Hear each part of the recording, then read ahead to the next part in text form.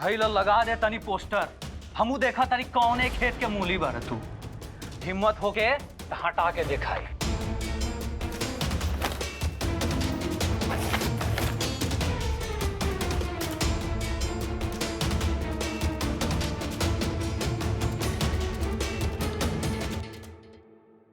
तहनी लोग के समझवले रहनी ना कि पोस्टर यहाँ नहीं लागे दे, बाकी तू लोग मानव नहीं। ये अपन कूड़ा कचरा उठावा और ये पोस्टर कहीं और लगावा जाके। लाई हमा से तारा के पता भी बा केकर बेटा है और देव जी के बेटा नागेश हवे। भैया वो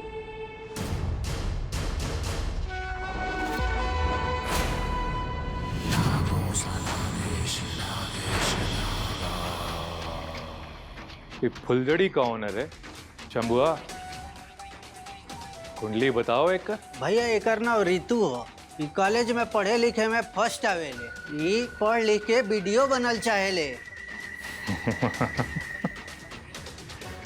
मैडम वीडियो बनली नहीं और अबे से इतना गर्मी। भैया आपके पोस्टर फाड़ दिला और कहले रानी की कौन और दीवार पे जाके लगाई, बाकी यहाँ नहीं। अच्छा इतना हिम्मत। ए प्रताप, ये वीडियो के सिलेबस में लिखल बा कि ना कि नागेश के फोटो फाड़े वाले के का अंजाम होला? ना भैया ये तो नहीं लिखा था। तब तो ये हमार जिम्मेदारी बनत हुए कि ये मैडम के हम पाठ बढ़िया से पढ़ाए।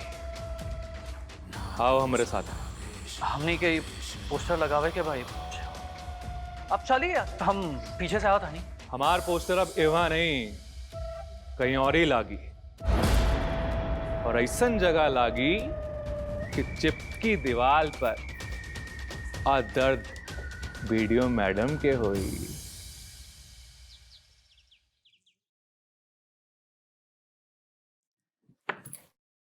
अच्छा रउआ एगो बात बताई, रउआ देवघर गई रही हाँ तो गाँव भी जरूर गई हो खब? हाँ गई रही गई रही हाँ तो का भइल है हुआ? अब तरह से का कही, घर जमीन सब बंजर पड़ल बा। अरे अब ना तो किसानी रहल ना हमने के किसान। बाबूजी जियत रहले हा तो यह बंजर जमीन हमेशा गेहूं धान के फसल से हरा भरा रहत रहे। तो जमीन के का करे के बा सोचले बानी रउआ? सोचले तो बानी। सोचे तानी कि जमीन बेच दी, जमीन बिका जाई तो कुछ पैसे आ जाई। आखिर रितु सीमा मीनू के अच्छा से पढ़ाई करवावे के बा, ओकनी के शादी ब्याह करवावे के बा। ये पैसा रही तो उस समय में कामे नु आई। देखी हम सीधा सीधा कह रहल बानी कि सीमा और मीनू के हिस्सा में कितना पैसा आई। मालती तरह बुझाता कि तू का कह रहल बड़। अरे रितु सीमा मीनू हमार बेटी है सब। जब ओकनी के प्यार देवे में आज तक हम कोनो भेदभाव ना कईनी, अपन स्नेह के बंटवारा ना कईनी, तो संपत्ति के बंटवारा कैसे कर दे? रितु आपके पहला पत्नी से भइल बाड़ी और सीमा और मीनू दूसरा पत्नी से, यानी कि हमरा से। तो भेदभाव तो सुने से बाना। भेदभाव तारा मन में बा। रितु हमेशा तारा के अपन महतारी समझलस, लेकिन तू कबो ओकरा के अपन बेटी ना मान पाई। मालती बड़ा भाग्य से घर में लक्ष्मी के जन्म होला। भगवान तो हमनी के तीन तीन को बेटी दिले बड़े। कहल जाला कि बेटी पराया धन ही है। कोई कब तक अपना बेटी के अपना घर में हमेशा रख सकेला? जब तक बेटी घर में बाड़ी सौकरा के जतन से रखा मालती। ना तो जौन दिन शादी ब्याह भइल, इस सब चिड़ई जैसन अपन अपन आशियाना बसावे निकल जाइए सब। तब तारा दिन बहुत याद आई। देखी हमरा के जौन कहे के रहे हम कह देनी है। बस एक बात के ध्यान रखब कि राउत लाडली बेटी रितु के वजह से हमरा सीमा और मीनू के ब्याह में भेदभाव ना होके के चाहिए।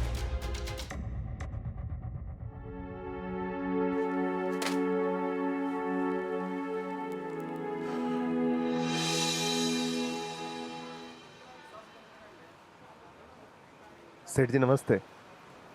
का हो भैया मिथिलेश, आज कैसन रास्ता भुला गई? सब ठीक ठाक बा ना? बिल्कुल सेठ जी, सब आपके दया बाटे। बस आपसे एगो मदद चाहत रहल हवे। हाँ हाँ बोलो। सेठ जी, दरअसल बात ई बा कि हमार चैताली बहन जौन बाड़ी उनकर बियाह कैले 3 साल हो गए, लेकिन आज ले पैसा के अभाव में हम उनकर गौना ना कर पाई। सेठ जी अगर 2 लाख रुपए की मदद कर देती तो हमारा ऊपर बहुत कृपा हो जाती। दिखाओ मिथिलेश, तू बहुत ईमानदार हो। छोटा मोटा रकम रहत तो हम तुरंत तहरा को दे देती। खैर कोनो बात नहीं के सेठ जी, अगर कोनो काम हो तो हमरा के जरूर बताई, काहे से कि काम के हमरा बहुत जरूरत। अरे भाई तू तो बहुत बड़ा कलाकार आदमी है। ई मेहनत मजदूरी तहरा से पार नहीं लागी। सेठ जी आप चिंता मत करिए, आप कोनो काम देम ना हम काम कर लेब। देखा नौकरी तब जब गोदाम में माल उतरे तब ओकर निगरानी करके पड़ी और पूरा हिसाब किताब रखे के पड़ी। तनख्वाह तो मिलबे करी, पर अगर मन से काम करब तो फिर हम उधार के बारे में भी सोचे। अरे आपके पैर में तो मुंह आ गई बेटे। अब आप आराम करी, हम आपके ही काम कर दें। सेठ जी हम ये बोरिया ढो देता नहीं, बाकी इनकरा के आराम कर दी। ई तो पहुंचा दे बा, ऐसन 5 गो बोरा और बा। सेठ जी अगर आज हम इनकर मदद ना करब ना तो केहू हमरो मदद ना करी, हम ढो देम। भैया आप आराम करी।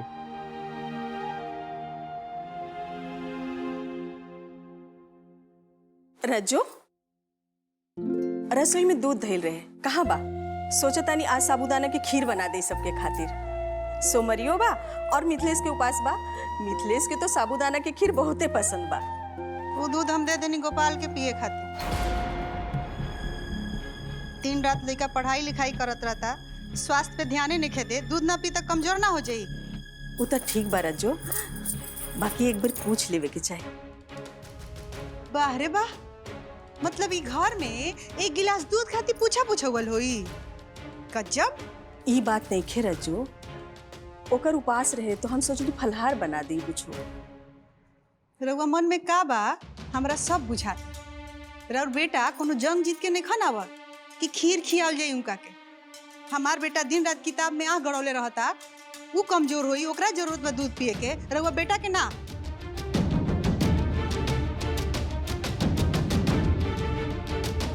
माई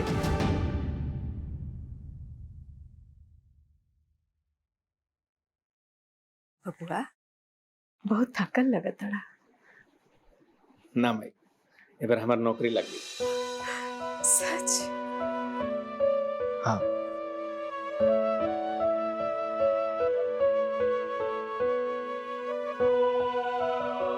अरे ठीक बा। बबुआ कहीं मजबूरी कैला का? अरे ना माई, अब देखो घर में कुछ पैसा तो चाहबे करी, जरूरत तो हमनी के बटले बा।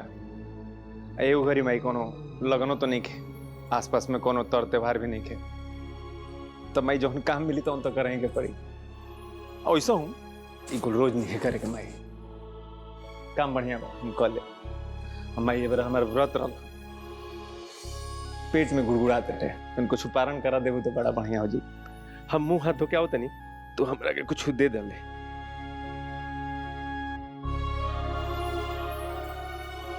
हे तुलसी मैया, हमार बबुआ पर अपन कृपा बनौले रहिया मैया, बनौले रहिया। अरे बाप रे बाप, इतना गरम मुंह है जर गइल हो। समोसा बहुत बढ़िया बा। खाई ना, रउए खातिर ना बनेले बानी। हम तो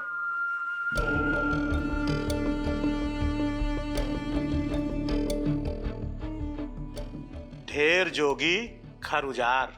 बाबूजी, घर उजार ना होला, मठ उजार होला। हाँ तो सोचता है बाटे कि हम सन्यास लेके मठ में बस जाए। रे हमार बेटा होके तो सेल्समैन नहीं करबे, घरे घरे दुकानी दुकान जाके चड्डी बंडी बेचबे। बाबूजी हम कपड़ा के सेल्समैन नहीं, हम कोनो चड्डी बड्डी ना बेचे नहीं। हाँ, अंग्रेजी में नाम लेला से कहो औकात ना बढ़ जाला ए बेटा। तो तू ही बतावा ना कि हम का करी, जो नौकरी मिलता वो छोड़ दी। अरे तारा ऐसा हम बहन के घर में बैठ के मुफ्त के रोटी नानू तोड़ सके नहीं। पवन, ई का कहत हवे? ई हमर भाई हवे, क्यों पर आया ना? ई तोरे फुफ्फा जी के खातिर अपन काम काज छोड़ करके एजा आइल बा। तो हर फुफ्फा जी जमीन और घर नहीं के संभाल पाते, ई तो हमने की मदद करता। बोलब तो बाउर लागी। पर ए बेटा पूछा अपन बुआ से, हमनी के तो कबे के जात रहने जा, ये सब ना जाए दिलन।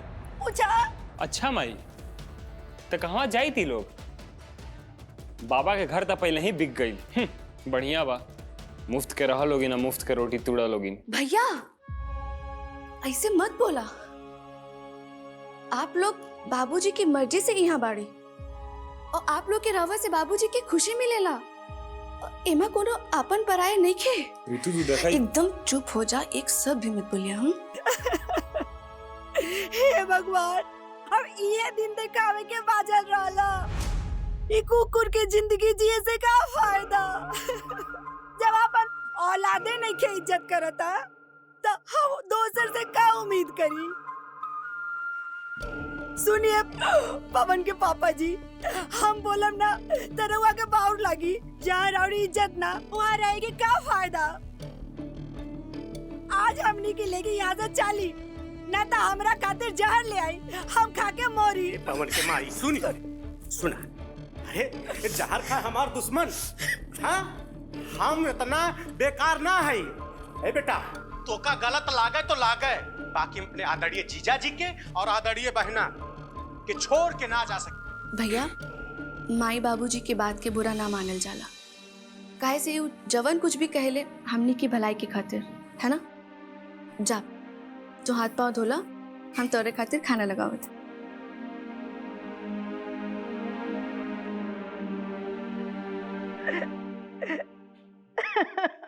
जैसे सबके कुंडली में शनि महाराज हो खेले, वैसे हमार कुंडली में बाटे हमार बेटा।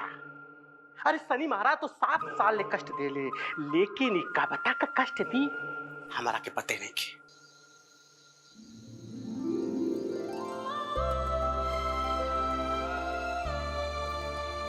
बचपन में ऐसे ही तार माथा में तेल लगा के तार चोटी हम गूद देते रहनी है। रउआ चिंता न करी, हम रउआ के बाल में चोटी न बनाई। कैसन चलल बा तार कॉलेज? सब ठीक बनू? हाँ कॉलेज तो मस्त फर्स्ट क्लास चल रहा बा। बाकी आज कॉलेज में एगो बात हो गई बा। का भाई?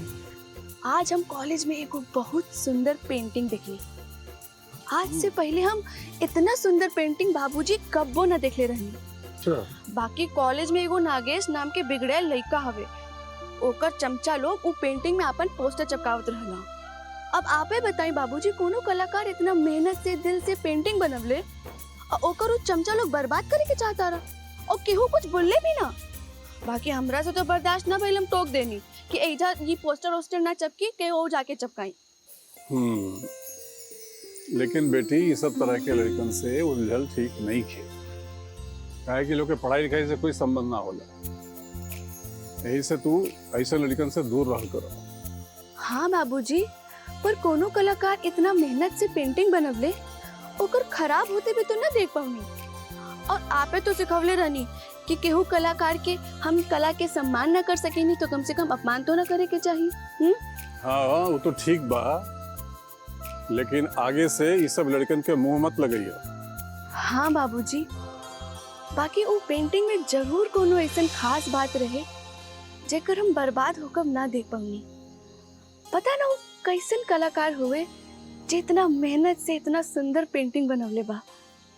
वो पेंटिंग के बगल से निकले वाला हर एक व्यक्ति जरूर एक बार रुक के वो पेंटिंग देखेला। अच्छा, पता ना वो कलाकार के हाथ में कैसन जादू बा। आज पहला बार तारा मुंह से हम कोई के प्रशंसा सुन रहा बानी। अब तो तारा कॉलेज में आके हमरा वो पेंटिंग देख रही के पड़ी भाई, जे हमरा बेटी पर इतना प्रभाव छोड़ले बा। रउआ के कॉलेज जाए के जरूरत नहीं खे, हम अपन फोन में वो फोटो ले आइल बानी, दिखाई? अच्छा दिखाओ दिखाओ। अच्छा ये देख।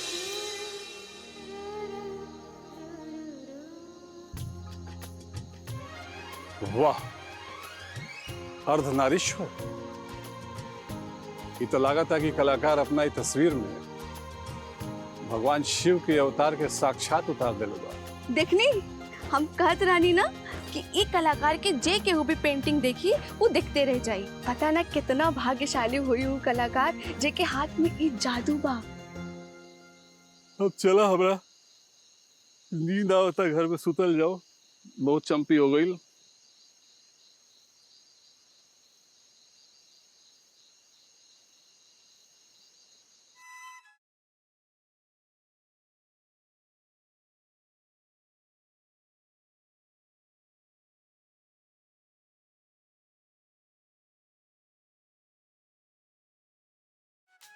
प्रीति, चताली इतना रात ले टीवी देखत रह जाए, जाके सुत रह जाले, ढेर रात ले जगबू जना, तबीयत खराब हो। ठीक बा भैया, हम जाग बानी। चताली, तू जा। हमरा के नींद नहीं आवत। नींद नहीं आवत,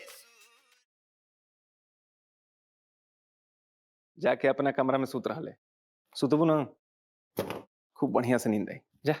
कमरा में गईले से नींद आ जाई का? एक तो इतना गर्मी हो रहल बा और कमरा का पंखा इतना धीरे चलता। कितनी बार कही नी कि पंखा ठीक करा दा, पर नहीं। आपके कहाँ फर्क पड़ी? आपके तो गौना का पैसा जमा करे का ढेर चिंता बा। तो अही से आप जमा करी पैसा और हमरा के टीवी देखे दी।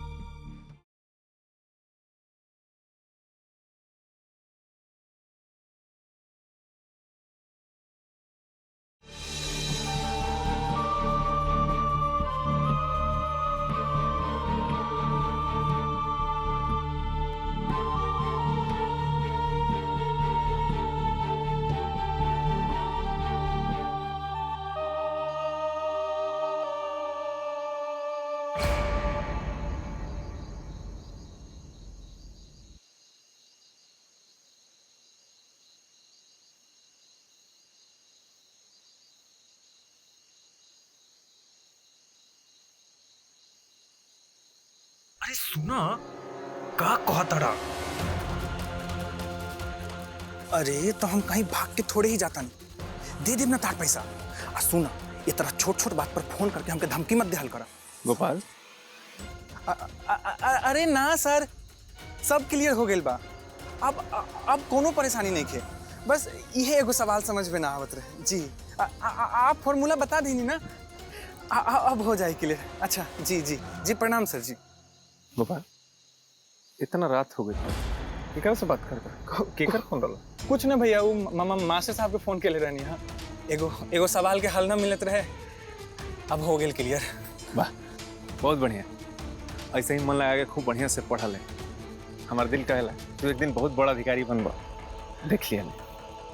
बाकिर बहुत रात हो गई गोपाल, जाके सुत रहा जा।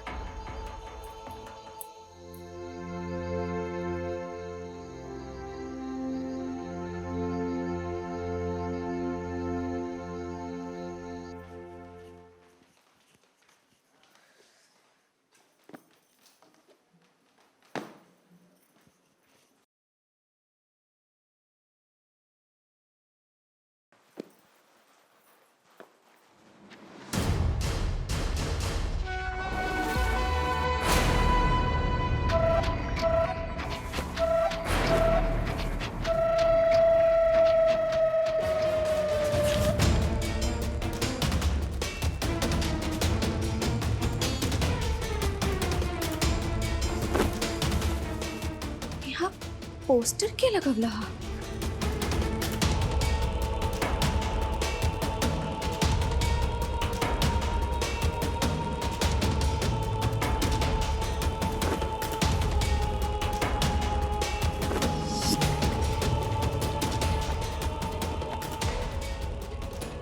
पोस्टर तो क्यों बाहर से चिपकवले हवा?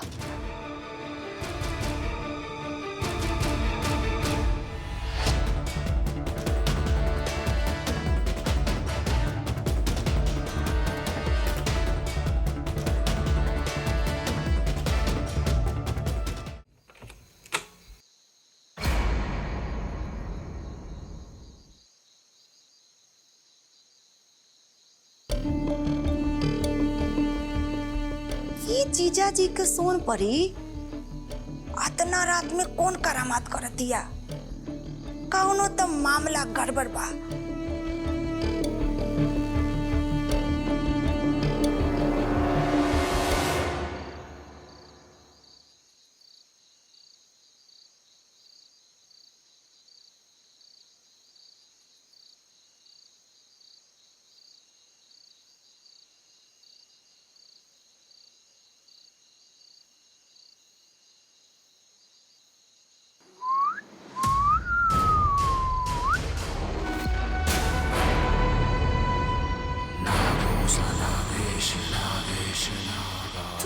हो? नमस्ते वीडियो मैडम।